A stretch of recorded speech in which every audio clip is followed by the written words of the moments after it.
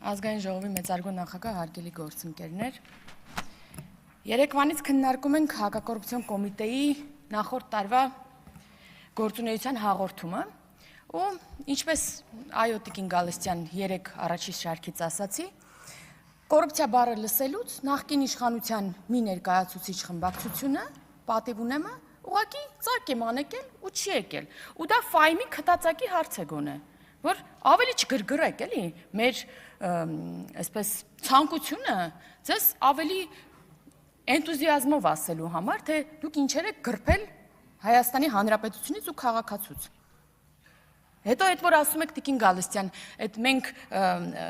ազգային ինքնության հենասյունն ենք 135 տարի, աչքիս առաջ գալիս է 004 շրջաբերականը, աչքիս առաջ գալիս է ձեր խմբակցության տարբեր անդամների, այդ թվում ձեր խմբակցության առաջին համարը հանդիսացող Ռոբերտ Քոչարյանից այդ ապօրինի գույքով բռնագանձելու այդ կարողության չափը, ասում է բանա, 135 տարի, 135 տարին բերեցիք Քոչարյանի ոտերի տակ, մատաղ արեցիք, դրա մասին մտածեք ավելի լավ դաշնակցականներով։ Տիկին Վարդանյանն ասում էր, մենք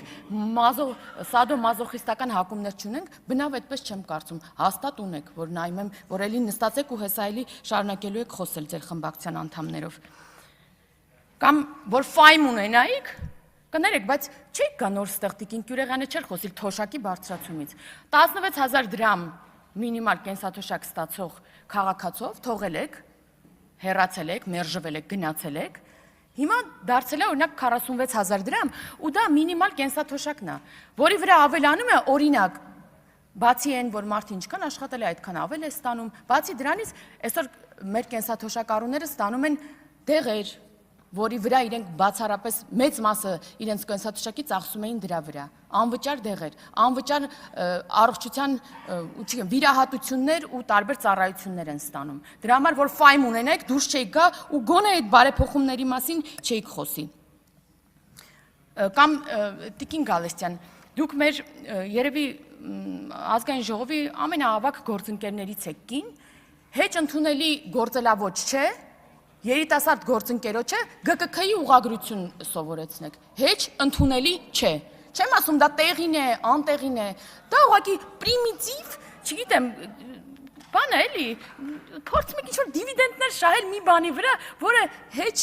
ընկալելի չէ, հեչ հարգելի չէ այս գործելավոճը, եթե այդքան մտահոգ էիք հայոց լեզվի իմացության առումով, կարող եք մոտենալ ձեր գործընկերոջը, ասել ճիշտ կլինի այսպես արտասանեք այդ բառը, մի կողմ եմ դնում ճիշտն ու սխալը։ Ինչ վերաբերում է կոռուպցիային, այո, սիրելի հայրենակիցներ, այսօր բազմաթիվ գործեր են քննվում կոռուպցիայի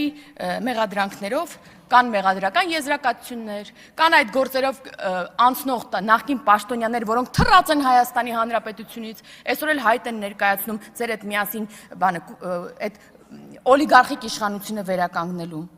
Կան փլված գործեր, այո, կան նաև դատանում փլված գործեր, ու սա էլ խոսում է անկախ դատական համակարգի մասին, բայց անգամ մեկ փլված գործով օրինակ, գոնե մեկ քաղաքացու մոտ չի առաջանում կասկած, արդյոք Հայաստանի Հանրապետությունում եղել է կոռուպցիոն իշխանություն, համակարգային կոռուպցիա, որևէ մեկի մոտ կասկած չի առաջանում, բոլորը 100%-ով գիտեն, որ այո, կոռուպցիոն օլիգարխիկ իշխանություն է եղել, որովհետև Հայաստանում բիզնեսի առաջ խաղացումը կախված էր քաղաքական կապերից, բացառապես քաղաքական կապերից, որովհետև Հայաստանում կոռուպցիոներները չէին պատժվում բացառապես, հիմա են անցնում այդ գործերով, որովհետև հիմա կա քաղաքական կամք ու չկա նման մոդել կառավարման, որովհետև Հայաստանում մենաշնորհները նորմալ էին, կար բանանը իր ներկրողն ուներ, տարբեր ինչ-որ ապրանքներ իրենց ներկրողն ունեին, ու ձեր բանան ներկրողները այսօր էլի տարբեր կետերից այսօր էլի պայքարում են, որպեսզի հայտնվեն ձեզ հետ բերեն այդ օլիգարխիկ իշխանությունը էլի կառավարման։ Որովհետև Հայաստանում բանակից ազատումն իր գինն ուներ, համասարան ընդունվելը իր գինն ուներ, պրավաստանալն իր գինն ուներ, տարբեր շրջանում տարբեր գին ուներ, ու եթե միտեղ այդ գինը փոխվում էր, սինխրոն փոխվում էր մնացած տեղերում։ Ու Հայաստանի Հանրապետության քաղաքացին այդ Հայաստանում ապրել է, ինչ որ մի ձև առնչվել է այդ ամեն ինչի հետ։ Ու ասում եք, պարոն Արծվիկ Մինասյանն էր կարծեմ երեք ասում էր այն գույքը, որը վերագրվում է այս ապօրինի գույքի բռնագանձման շրջանակներում պաշտոնային, երբեմն իր հետ կապ չունի։ Այո, պարոն Մինասյան, երբեմն ուղիղ իր հետ կապ չունի։ Ինչի այն ժամանակ այդքան այդ հարցերում անֆայն չէին։ Էլ քենի, էլ վարորդ, էլ բաջանաղ, մենակ իրանց անունով չէին անելու, բայց որ դուք ձեր շուրջն եք նայում, կամ պտտվում եք ձեզանից ձախ, նայում եք այն մյուս ֆրակցիային։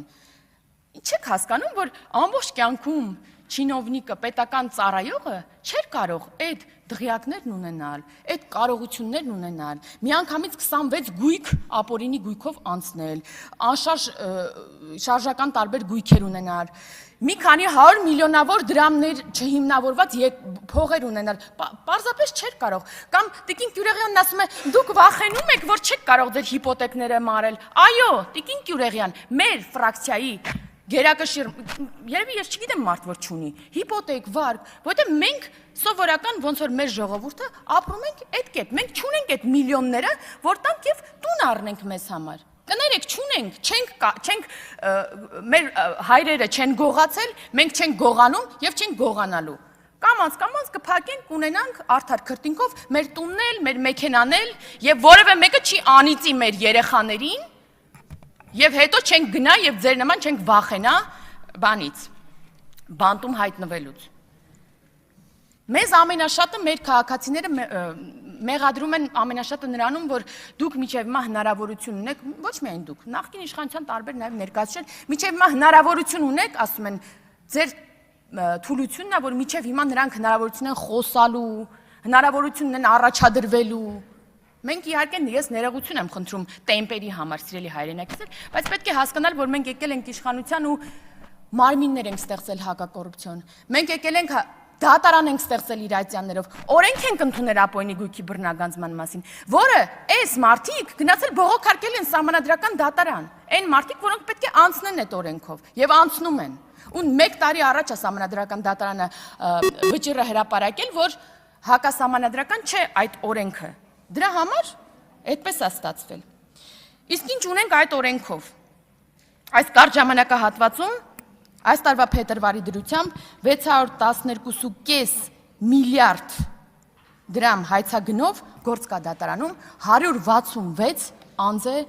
անցնում այդ գործով։ Սա արդեն դատարանում գտնվող գործերն են եւ սրա մեջ, որքան գիտեմ, օրինակ Լևոն Մկրտչյանը դեռ ներառված չէ այս գների մեջ։ 1568 անշարժ գույքի պահանջ կա, 356 շարժական գույքի, 467 իրավաբանական անձում մասնակցության։ Այս ամեն մեկը որ նայում ենք, ինչքան ջրամբար էլ կկառուցեինք, չգիտեմ, տարբեր թունելներ էլ կունենայինք, կամուրջներ էլ կունենայինք, ատոմակայաններ, ինչ ասես կունենայինք, եթե չգողանայիք, չլափեիք կներեք արտահայտությանս համար։ Էլ չեմ ասում են օտարած պետությունից, համայնքից, քաղաքացուց այն գույքերը։ Մենակ Երևանում, նախորդ տարի հիշում եմ, միայն Երևանում 70 մանկապարտեզ է կերե, 70 մանկապարտեզ է օտարել, կերել։ Էլ չեմ ասում են մի քանի տասնյակ մանկապարտեզները, որոնք ուղղակի տենց տվել եք ինչ-որ ուրիշ անհատույց եք տվել ինչ-որ մեկին օգտագործման եւ այլն։ Որ մեկի տակ իրականում, որ մեկի տակ փորում ենք, միլիարդներ են դուրս գալիս ու դղյակներ են դուրս գալիս ու հələ մի հատ էլ միջև հիմա շարունակում ենք ինչ-որ մեղադրանքներ ներկայացնել։ Ու այո, սիրելի հայրենակիցներ, այս օլիգարխիկ եւ կոռուպցիոն նախկին իշխանությունները, այո, փորձելու են Գյումրու սցենար անել։ Մեզ ասում են դուք ով եք, որ թույլ չտաք։ Մենք ձեր նման չենք կեղծելու ընտրություն, որ թույլ չտանք, տենց մի մտածեք, սիրելի ընդդիմադիր գործիչներ։ Մենք մեր քաղաքացուն բացատրում ենք, որ այս մարդիկ հայտարարում էին, երեք Տիկին Վարդանյանն էր հայտարարում, այո, մենք միավորվել ենք, բոլորն են ասում, որ այո, իրանք միավորվելու են, ձեզ խաբում են, որ մենք իրար հետ լավ չենք բան, նա է բերել Նիկոլ Փաշինյանին, չէ, նա է բերել Նիկոլ Փաշինյանին, մոռանալով որ ժողովուրդն է բերել, թոզ եմ փշում ձեր աչքին եւ ասում են, որ մենք բան ենք, իրար չենք սիրում, բայց իրականում իրանք իրար շատ լավ սիրում են, իրանք հանցակիցներ են իրար հետ եւ չեն կարող դրա բերումով իրար չսիրել ու փորձելու են միավորվել իրենց միջի ամենատղամարդուն բերել իշխանության, սա ենք ասելու։ Մեկ էլ քանի որ տիկին Աննա Գրիգորյանը ինձանից հետո է խոսելու, կխնդրեմ տիկին Գրիգորյան, երբ որ տարբեր եթերներում ասում եք, որ ձեր քաղաքական հայացքների համար ձեր բարեկամներին գործից հանում են, կխնդրեմ ձեր ելույթում անդրադառնալ, որտեղ է աշխատում ձեր հայրը։ Շնորհակալություն։ Անդրանիկ Քոչարյան, հաջորդ ելույթի համար համեցեք։